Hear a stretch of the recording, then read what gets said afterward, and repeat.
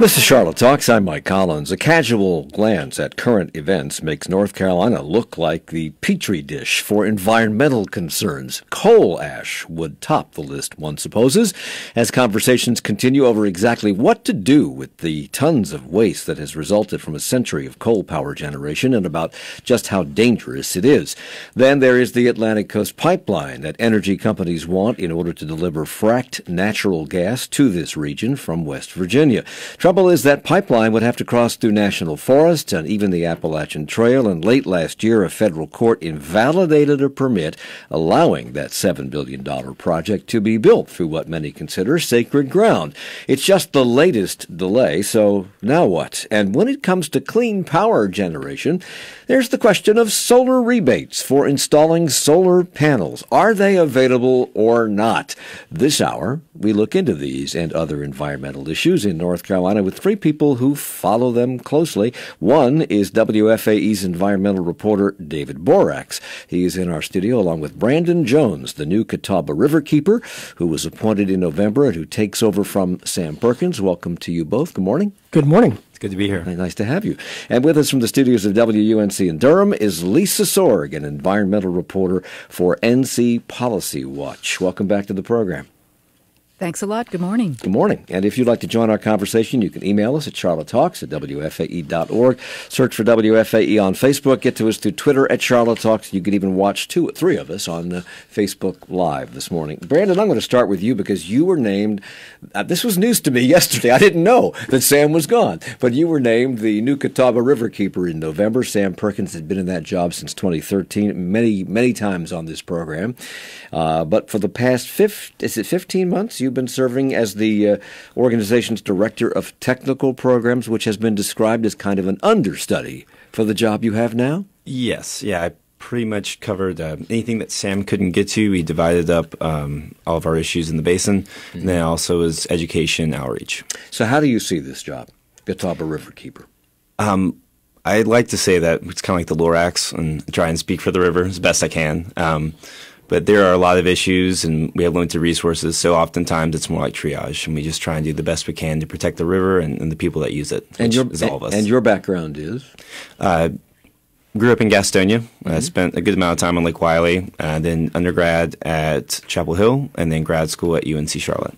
In environmental work or some other field? Yes, environmental science. Okay.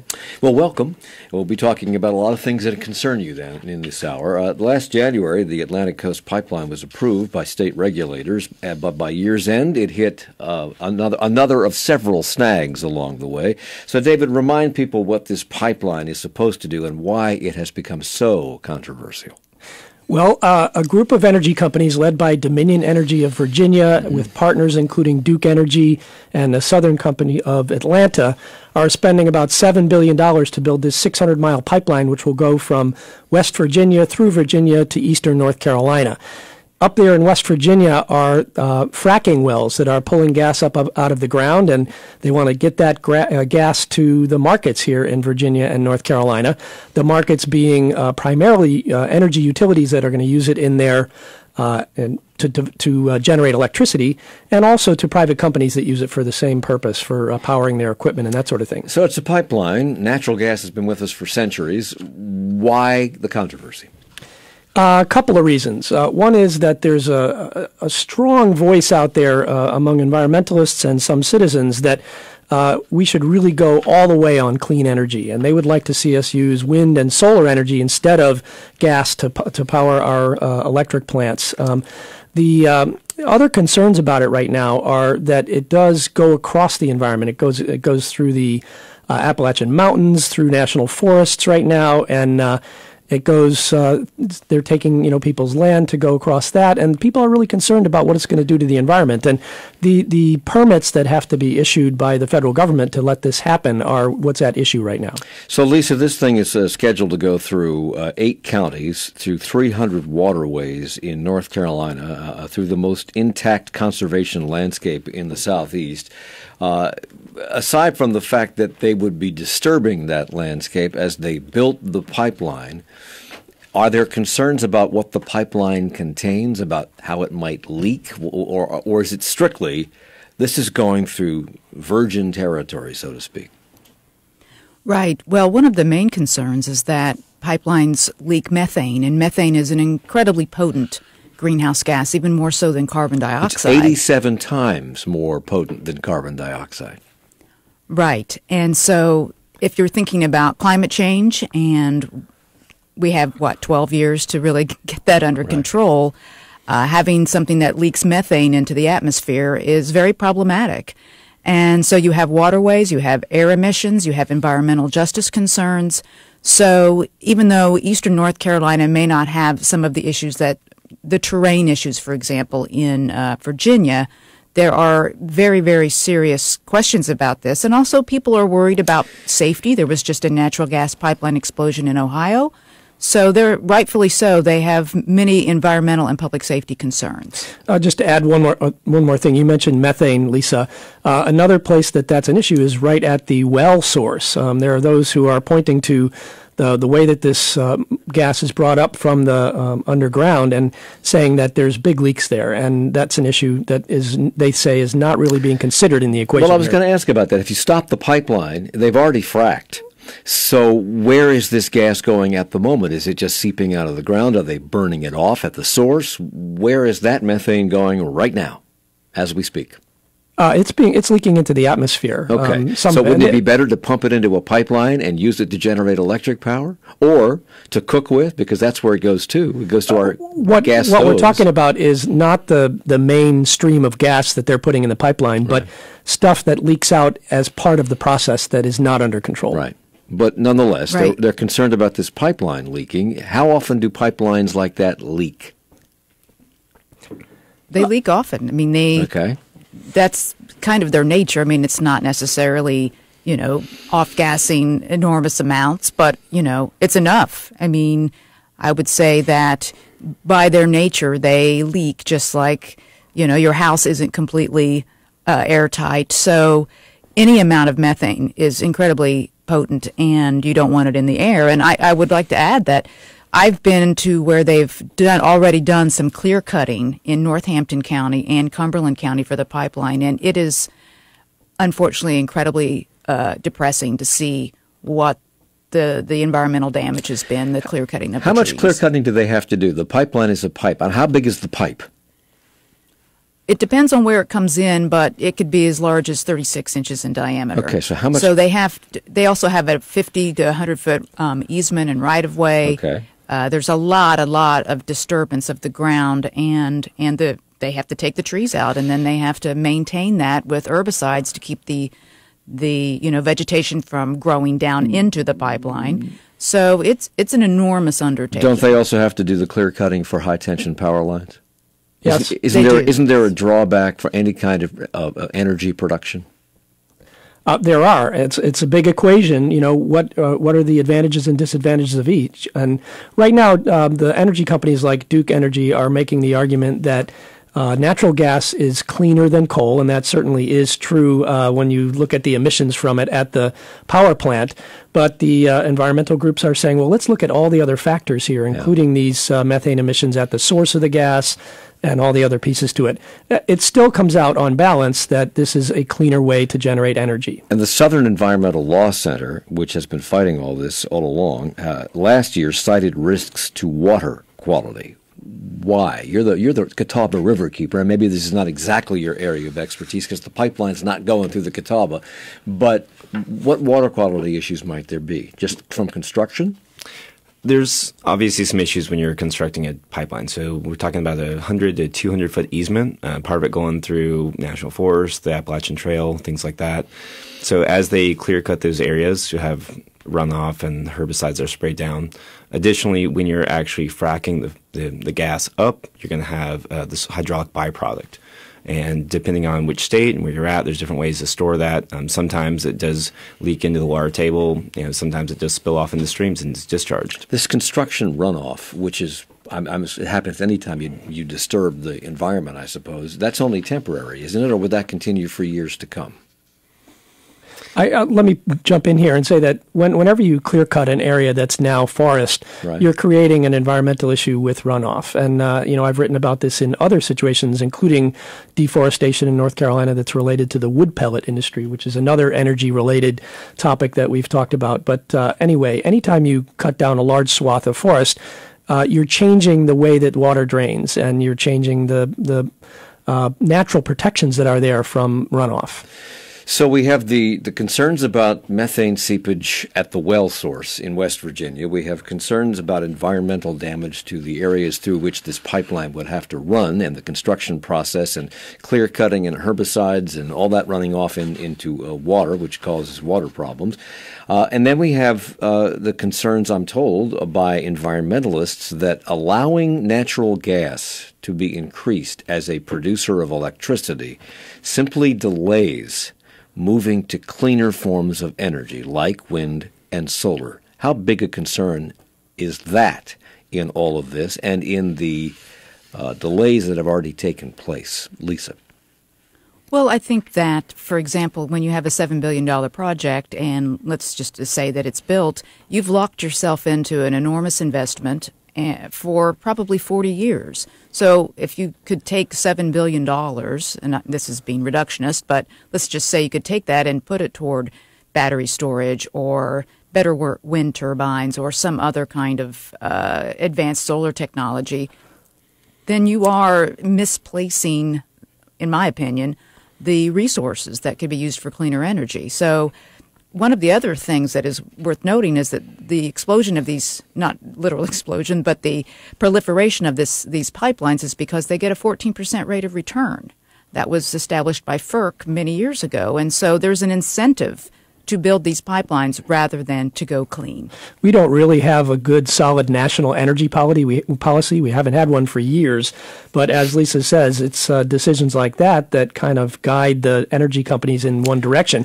Their argument for this is not only is this cleaner burning, but it's cheaper at the moment. I mean, coal has gotten very expensive, and natural gas is a lot cheaper, and the price has been pretty steady for a while now.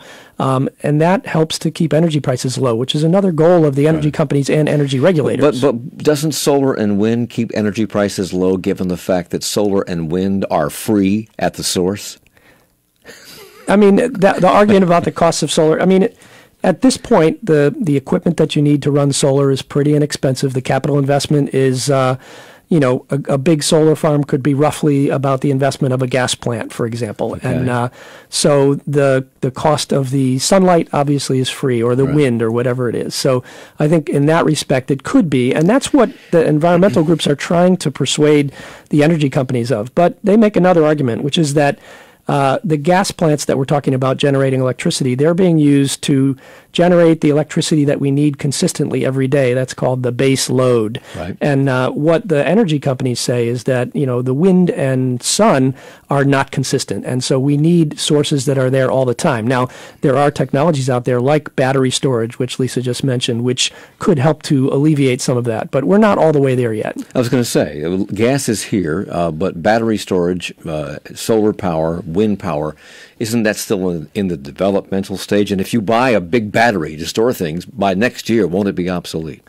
Well, you have to make an investment in what you have right now, and certainly the companies can look at the timeline for that and say it makes sense. They are starting to deploy batteries here in North Carolina, Duke Energy is, and I think we're going to see more in the future. David Boraks is with WFAE News. Lisa Sorg is an environmental reporter with NC Policy Watch, and Brandon Jones is with us. He's the new Catawba Riverkeeper. We'll talk more about the Atlantic Coast Pipeline when we come back.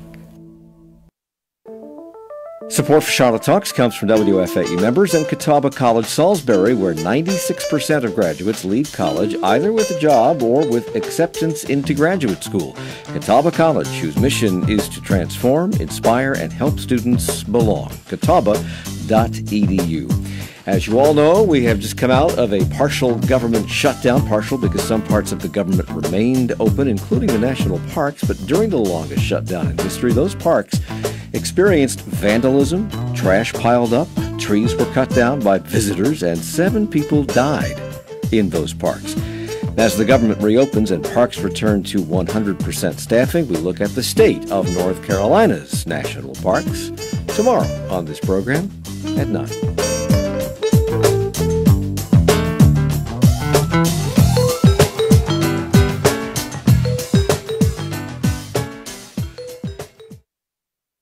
America's longest government shutdown ever is over. But the damage from the stalemate is expected to last for many weeks, and there's no guarantee that those affected won't face being furloughed again. Putting the government back to work. Next time on 1A. 1A coming up next after Charlotte Talks at 10. Here on Listener Funded 90.7 WFAE, Charlotte's NPR news source.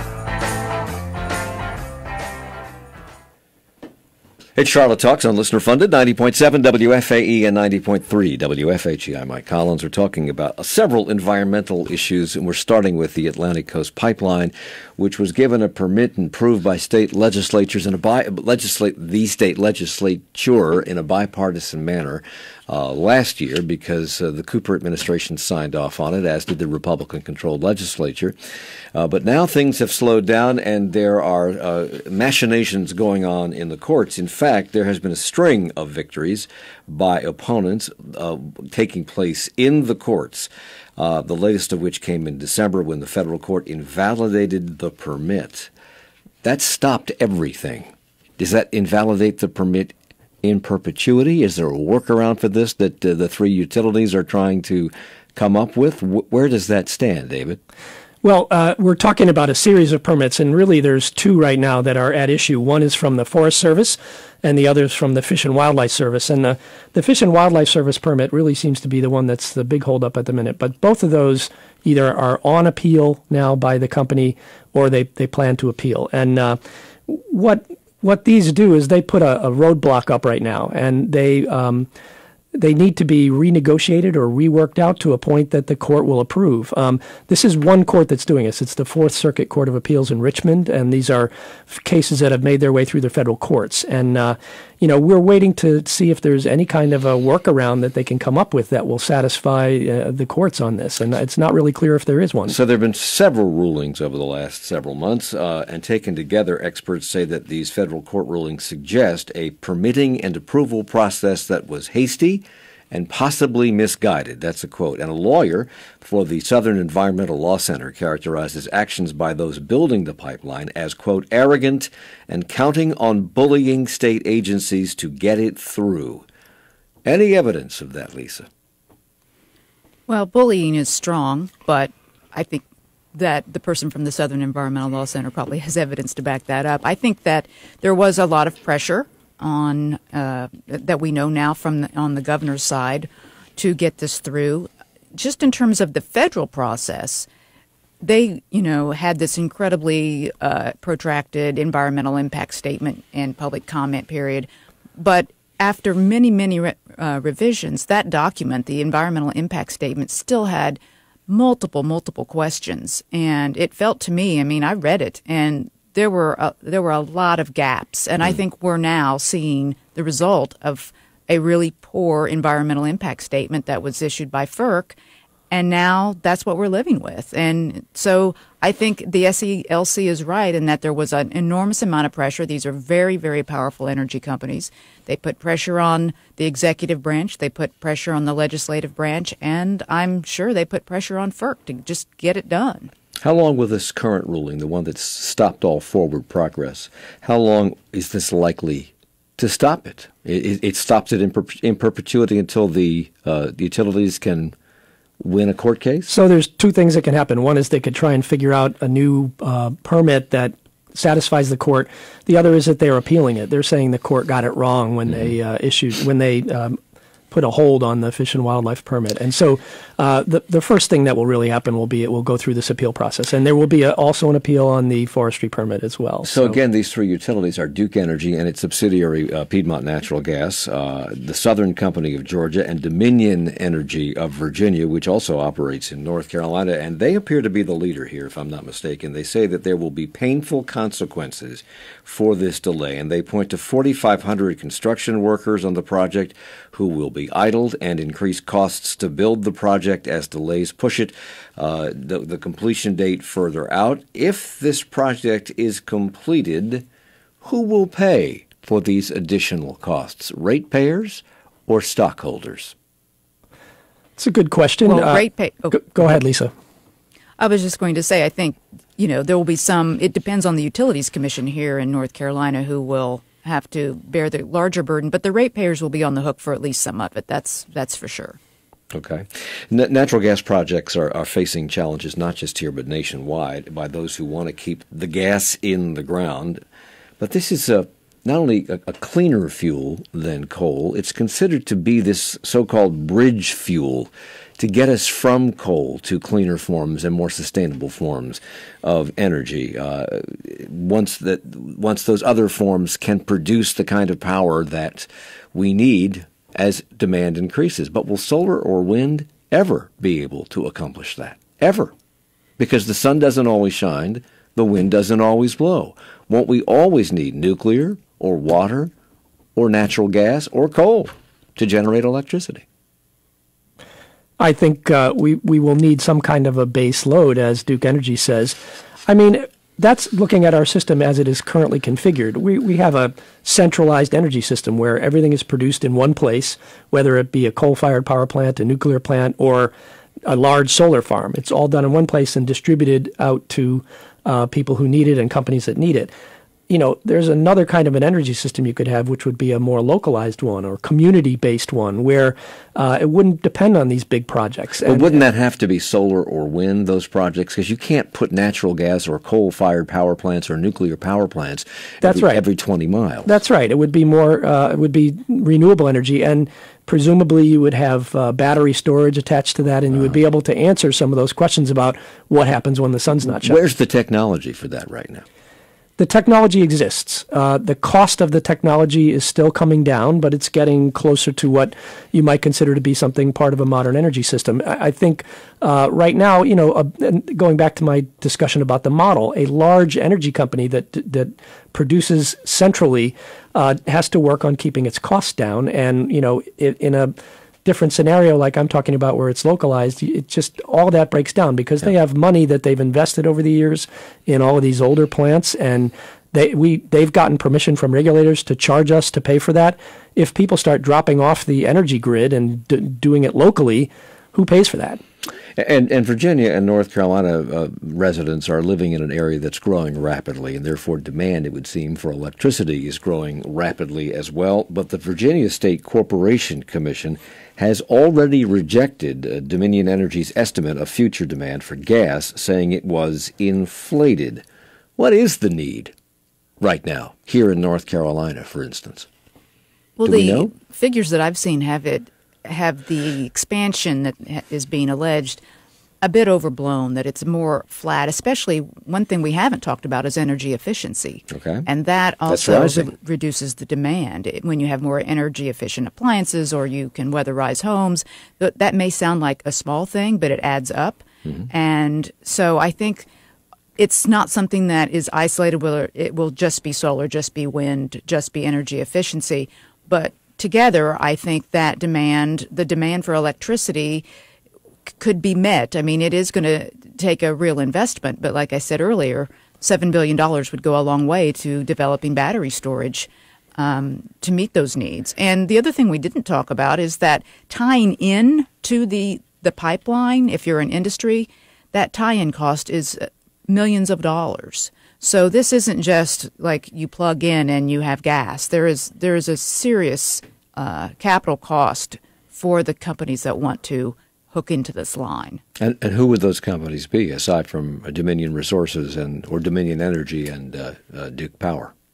Perhaps a untold yet manufacturing company or something like that. I mean, if you're thinking that's going to draw manufacturing, I'm not sure that natural gas will do that alone. And manufacturing is not something that, that's an industry of another time. So Julie on Facebook writes, if we are going to continue to use natural gas, pipelines are far safer than other transportation methods. Today, much of the natural gas is being transported by rail with lines closer to major population centers. Rail transport is much riskier safety-wise than pipeline transfer. That would seem to be true on the face of it, is it? I couldn't answer that question. I haven't looked into this issue, but safety is certainly an issue. And getting the gas to the places where it's needed, let's go back to what this is. This is a large pipeline. This is the main line. Right. Once we start hooking up businesses, as Lisa said, there'll be lots of smaller pipelines built off of this one. And so think of it as this is the artery, and we have to build all the smaller vessels to get there. So this pipeline starts in West Virginia, and it goes to eastern North Carolina. And the route it's taking is through all these protected areas, these natural areas. If this ruling by the court stands, the pipeline would have no approval to go through the Appalachian Trail or these national forests. So where would they go? What are their options? Do they have alternative routes?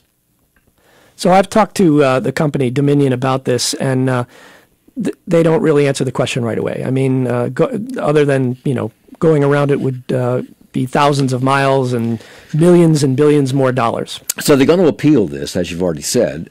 Do they have precedent on their side? Because there are 56 other oil and natural gas pipelines that have been operating for years that cross the Appalachian Trail. That's their argument. Their argument is that the court erred when it ruled that this permit was invalid, and I think they're sticking it all on that. Okay. If the power companies are successful in getting this thing built, what's the projected completion date for this project? When will it be supplying gas to power companies? And what are the power companies projecting the result of their success to be?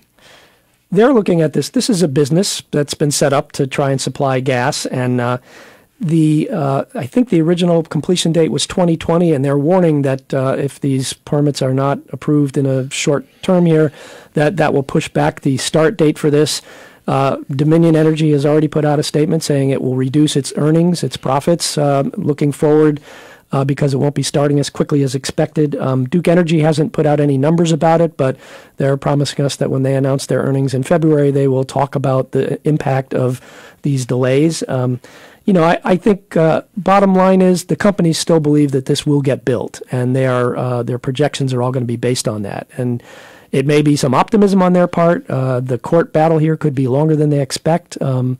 Obviously, folks who oppose this are hoping that this is the death knell. Was Lisa, had none of these objections come up and they were able to just build this thing as planned, was the plan to lower electricity rates or simply to expand capacity? Well, I think they would argue that both. I'm not sure that either was accurate. I mean, it would expand capacity to whom, we're not sure. And also, one thing that was, I believe it was a year and a half ago, maybe almost 2 years, Dominion announced that it would actually extend this into South Carolina. So that has raised some questions of whether there is additional, the demand is not what it seems in North Carolina, that they're expanding it into South Carolina to have more demand. So that is another question, is when it goes into South Carolina, where will it go? There are environmental concerns with all energy production and consumption. Every one of them. There's not all of them. Even people have objections to solar because birds run into the windmills. So there are environmental concerns to everything. Which is worse here? The potential for leaks of methane from this natural gas pipeline going through all these natural areas, or the pipeline not getting built at all, and these power companies relying on more traditional forms of power generation like coal. Which hurts the environment more? I don't think they'll go back to coal. I think that's a non-starter. Okay. Is this thing going to get built? What do you think? I think it's a toss-up right now. It depends on how tightly the Fourth Circuit Court of Appeals holds to those rulings. I think it'll end up at the Supreme Court, and we will decide then. Before we move on to coal ash, this is a good transition question from Dennis in Mooresville, which is, he says, is home to the Marshall Steam Plant coal ash pond. Doesn't using batteries for electrical storage and delivery pose similar disposal problems to coal ash or spent nuclear rods? It seems that other than wind and sunshine-generated power, disposal always presents environmental concerns. What? Because batteries have a lifetime. They have a life period, a life span. What happens when you have to dispose of these batteries? Yeah, we're just at the beginning of the battery era here. It's going to be an issue at the end of life of those batteries. But let's go back to when they first started using coal and began dumping coal into these ponds. There was no discussion at that time about what do we do with this stuff when it starts leaching into the groundwater. We didn't really even think of that. In fact, you could order up a truckload of coal ash and have it put into your yard as fill. But we're smarter. But we're smarter now, and I think that one thing that needs to happen is they need to think about the life cycle of the batteries and incorporate that into thinking right now, so that up front, that's a cost that's built into it. And we'll see if we do that or not. So we've been talking about coal ash. Let's transition to that at various and coal ash removal at various Duke Energy plants for years. Recently, more than 500 people packed into a school gym in Catawba County. I know you were there, David, for this. It wasn't supposed to be a public meeting. It was kind of a meet and greet, gather around tables, look at literature, have your questions asked and answered one-on-one, but it quickly turned into an opportunity for raucous, passionate discussion, let's put it that way. The people there wanted to talk about 3 cleanup options for the nearby Marshall plant and the removal of 17 tons of coal ash. Have there been problems with coal ash storage at the Marshall plant? So the measurements that Duke Energy takes, it's required to do tests all the time, and they say that the coal ash there has not leached into the water supply or into Lake Norman or anything. I think there's folks who would dispute that, but the official record is that. There is a concern right now in South Iredell County about thyroid cancer. There's a cluster of thyroid cancer there, and that came up at this meeting, which, by the way, all 3 of us, Brandon, Lisa, and I, were all there at that meeting. But that occupied 30 minutes of discussion at that meeting about the cancer cluster that's there and whether it was related to coal ash. And the official word is that there haven't been any studies that show a direct connection between the components of coal ash and thyroid cancer. That doesn't mean it's not there, but we don't have anything official to show us that. Did that impromptu meeting, that spring up meeting a couple of weeks ago, predate or did it follow the state mandating that Duke Energy close all of its coal ash sites, including the one at Marshall? It followed that. It followed that. And I would also like to point out that they have already documented groundwater contamination at all the sites in North Carolina. All of them. All of them. What's the timetable for the closing of these ponds? And when we say closing, what does that mean? That's the debate, isn't it? I did a story a couple of years ago asking people their opinions on this, and it's the 2 opinions are closing means digging it up and getting it out of where it is right now. Duke Energy's argument is that closing can include putting a waterproof cover over it and making sure that it's no longer permeable to water. And the first solution there would absolutely get it out of the way and remove it from near waterways where it typically is located.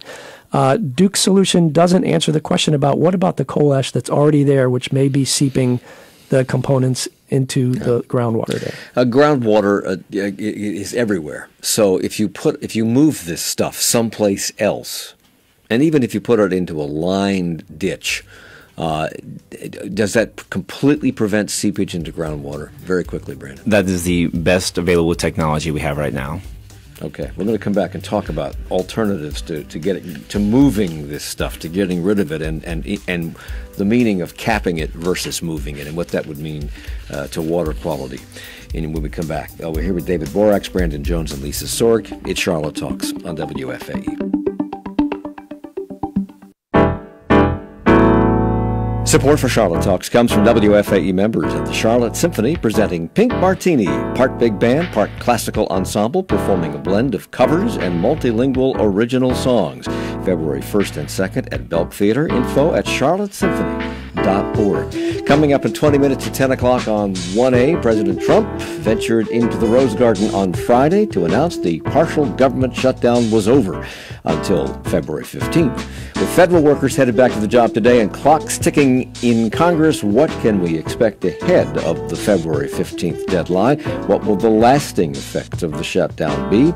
They'll be talking about that with Joshua Johnson and his guests in 20 minutes on 1A. We will continue our conversation about environmental issues throughout North Carolina in just a moment. Stay with us.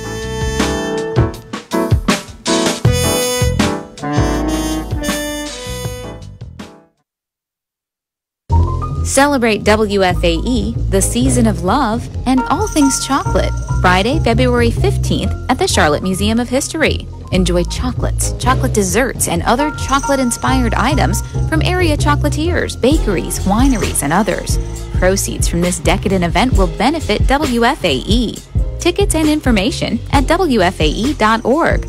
Chocolate is sponsored by SunTrust. It's Charlotte Talks on WFAE and WFHE. I'm Mike Collins. We're talking about environmental concerns in North Carolina. We started with talking about the Atlantic Coast Pipeline. We've moved on to our most popular topic of all time when it comes to the environment, coal ash. And we're here with David Boraks, WFAE's environmental reporter, Lisa Sorg, environmental reporter with NC Policy Watch, and Brandon Jones, the relatively new Catawba Riverkeeper. There are coal ash storage areas all over the state. They have been filling with coal ash, which is, of course, the waste product from burning coal, for more than a century in some cases. How many incidents have there been over all that time of these places where water or other environmental damage is being done because of the presence of coal ash? Let me just jump in and say, well, how do you define incidents?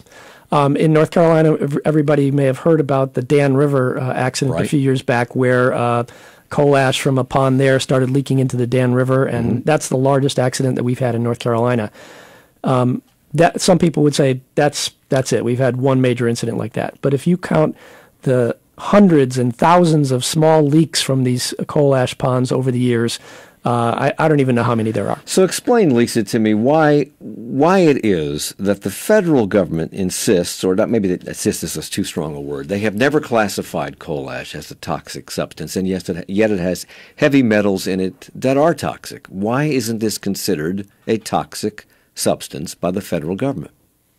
Well, the energy companies had a lot to say about that. There was a lot of political lobbying, and so the EPA, under enormous amount of pressure, decided to classify it as non-hazardous. So does that make discussion of this with people who are not scientists difficult, because there seems to be some, quote, disagreement about whether or not this stuff is harmful?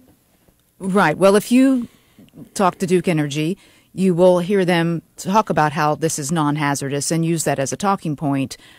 And it's our job as journalists and people who are informed citizens to push back on that and say, well, arsenic and cadmium and cobalt and beryllium and thallium, which are all found in coal ash, chromium-6, are individually hazardous. And so to call it non-hazardous is purely semantical and is greenwashing and some very creative wordsmithing. I looked up the Allen plant, which will be the topic of tomorrow night's meeting, and they had their latest groundwater. I guess it was last year. Duke Energy released 20,000 pages of groundwater data, and there were 9 pollutants underneath those ponds, and some of them were astronomically high in very hazardous pollutants. So non-hazardous is like I said, just greenwashing. So, Brandon, coal ash is a byproduct of burning coal. I would think if it has all these nasty things in it, those nasty things are also in coal. Correct. So it comes out of the ground, because coal's in the ground. It gets burnt in a power plant. It goes back to the ground. If coal has all this stuff in it, and coal ash has all this stuff in it, what's the difference? We can't take all the coal out of the earth, and if we did, where would we put it? So what's the difference in the environmental impact? Sure. Well, when we burn the coal, like I said, we have this coal ash left over. And what happens is some parts of the coal, like the carbon dioxide or the carbon, are burned off. But the rest of it starts to become concentrated. So the coal ash has concentrated levels of these different carcinogens and toxins and heavy metals, et cetera. And then in these unlined pits right beside our waterways, they're stored in water. And so the water will naturally flow through that and then pick up some of these metals and then go into the groundwater and then into our surface And waterways. in North Carolina, at least, these coal ash ponds are near waterways because power plants were located near waterways because they were using water to cool the power plants. And so they just stored the coal ash on site. These coal ash ponds were not necessarily lined from the beginning because we didn't know the environmental impact at the time 100 years ago. Is that right? Sure. And they weren't required to be lined, so they aren't lined. So if you dig this stuff up, and we'll talk about how long that would take, but if you dig this stuff up and you put it someplace else, we don't want it. Who does? The concrete industry, mainly. And is there enough demand for the supply of coal ash that we have? We are currently importing coal ash from India and China. What? Yes. Then why aren't we using the coal ash that we have? It does have to be reprocessed because we have higher air quality standards here in America. It has elevated levels of carbon in it, so it can't be used right off the bat as coal ash or as concrete filler. But it can be recycled. That's what they're doing in South Carolina. That's what Duke's been required to do it to the plants in North Carolina, and that's what they're pushing for in Virginia as well. So if you put it into concrete, correct me if I'm wrong, the concrete encapsulates the bad stuff so it can't leach out. Is that always the case? Right. And what if there's a crack in the concrete? We're also diluting it again. So it's not one-to-one concrete to coal ash. So how expensive is the reprocessing of this stuff so that it becomes as useful, if that's the right word, as the stuff we're shipping in from India to use in concrete? That depends on who's doing it, who you ask. So Duke is required by the state to build 2 of these and then probably a third one later. My question to Duke was, why not do this at every place? And I think a lot, as with almost everything about this topic, it all comes down to cost. I think it costs a few $100 million to build one of these recycling facilities. It would probably, the supply of coal ash that's available from those plants there's probably 20 years worth of coal ash for recycling there.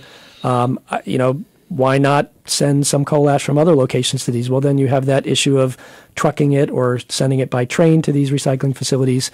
Ultimately, it comes down to how much it would cost to do all of that. How is South Carolina able to do it? For one thing, there are fewer plants there and a smaller amount of coal ash. So I think that's one thing. But, this problem is it's the same all around North Carolina. I mean, the question is open about why not do it that way. So at the Marshall plant, Brandon, Duke Energy is proposing to put a waterproof cover over the coal ash pit. A lot of people are opposed to that. What are the dangers of doing that? What does that accomplish, in fact? Well, for all these sites, they're going to have to dewater first. That's getting the water out of the coal ash. And where does that water go? It's evaporated?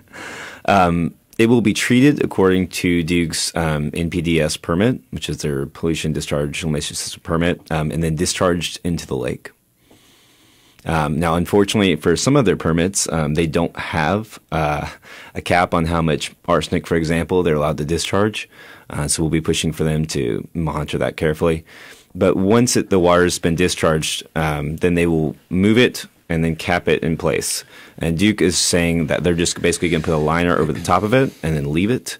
But that will leave the part of the coal ash that's currently in the water table exposed to groundwater, which will continue to move laterally. So the water will seep up from underneath and cause it to It will just be moving sideways because the coal ash is currently already below the groundwater table. Really? Yes. Well, then isn't that foolish to even bother to cap it? Does it really accomplish anything in your mind? It would decrease some of the pollution, but it's very expensive, and you're still going to have continued pollution. Go ahead. I was going to say, Duke makes a couple of arguments about this. One is that, first of all, they say any method that they use here is going to be safe because, all of these are based on the idea that coal ash is not hazardous.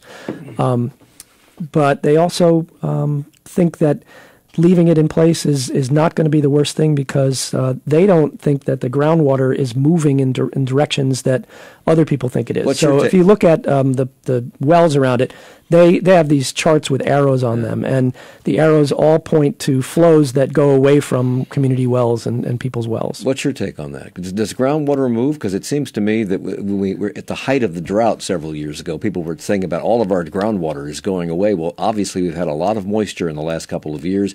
That groundwater is being replenished. That would seem that the molecules would be moving, and therefore the water would be moving. Am I wrong? Groundwater does move, and generally towards our bodies, our surface waters. So generally, it will be moving towards the lake.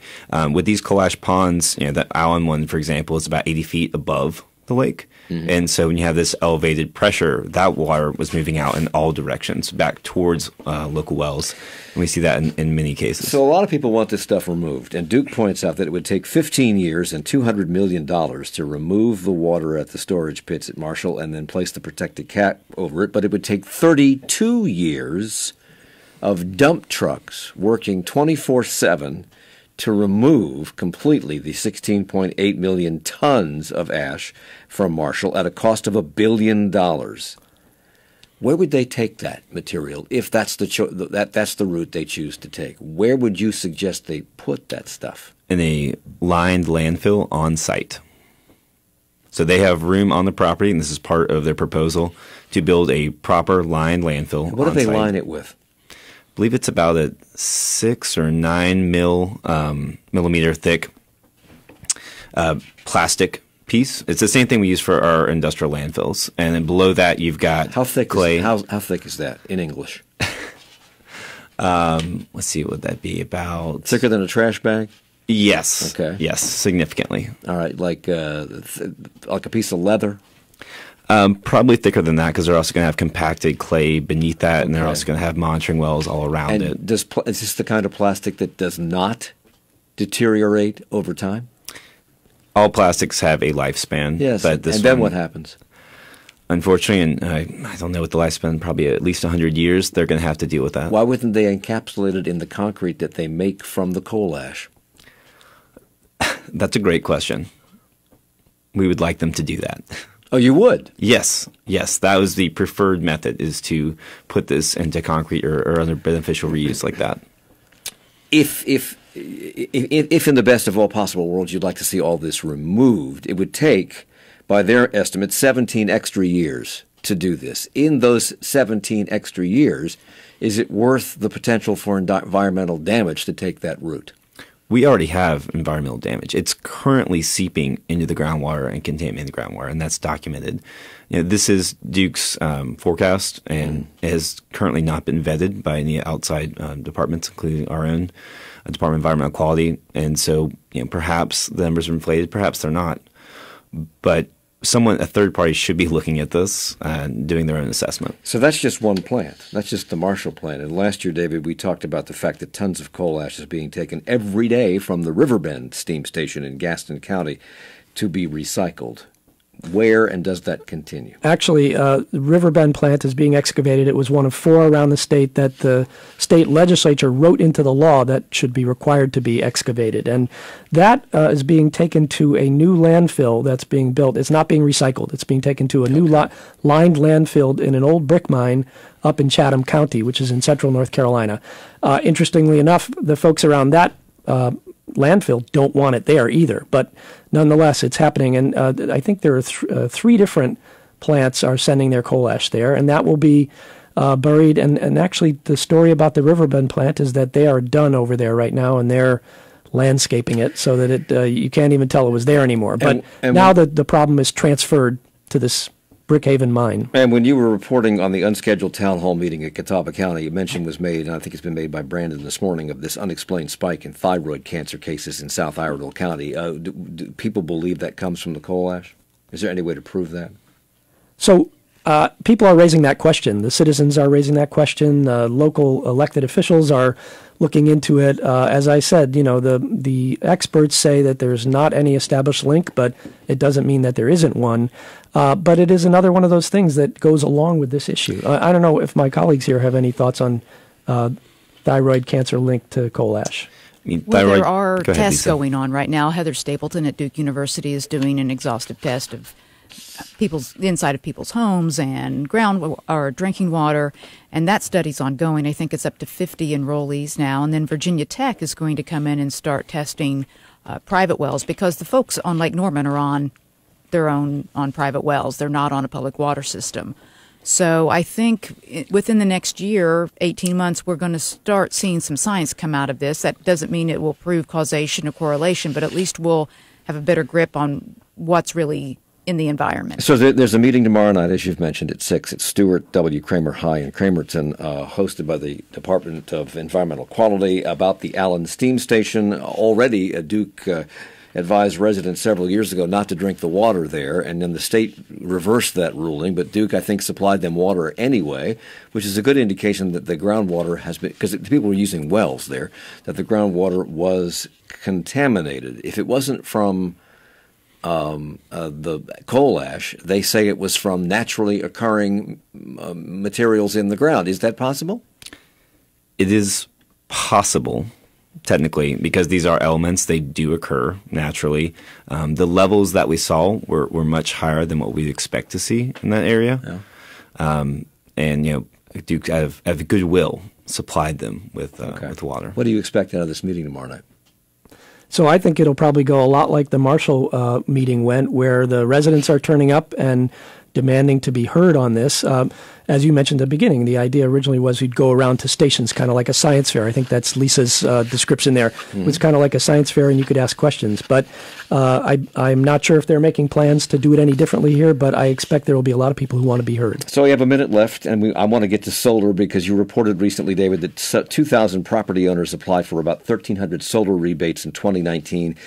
For the second year in a row, all the rebates available for solar installations were snapped up in about 2 days this time and about 2 weeks last time, which means there's an increasing demand. But does that mean there's not enough money for solar rebates to meet the demand of people who want to go to solar power? So Duke is supplying this money. It's about $10 million a year, and they're doing it because they were required by the state to do it. And the $10 million is clearly, based on the demand, not enough. I heard from somebody else that it was probably closed out on the same day that they opened it. So there's clearly more demand. Will Duke make more money available? Probably not, unless they're required to do so. This money comes from Duke. It does. So what you're saying is, just because the demand increases doesn't mean that they're going to be opening their pocketbooks. That's all there is, and there ain't no more. Okay. David Boraks, environmental reporter with WFAE News. Lisa Sorg joined us from the studios of WUNC in Durham, environmental reporter with NC Policy Watch. And Brandon Jones, the first of what we'll probably assume will be many visits to this program. He is the new Catawba Riverkeeper. Thank you all for the hour. Charlotte Talks with Mike Collins is a production of 90.7 WFAE. Support for Charlotte Talks comes from Mazda of South Charlotte. Our production staff includes